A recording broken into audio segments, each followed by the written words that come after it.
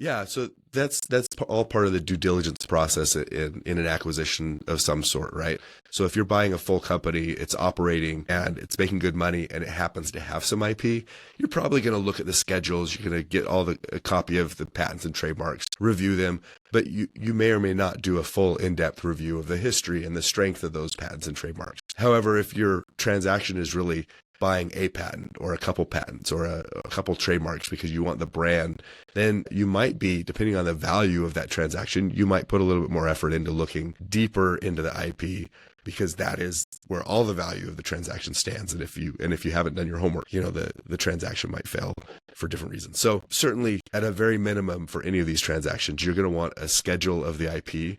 That should be very common. And you just say, hey, I need, give me your docket or give me your schedule of all the patents and trademarks that are owned here and which products they cover. And, if all the maintenance fees have been paid, if that's applicable in the countries that you're looking at and things like that. So it's going to be really kind of a list that you want to go through, at least at a first pass.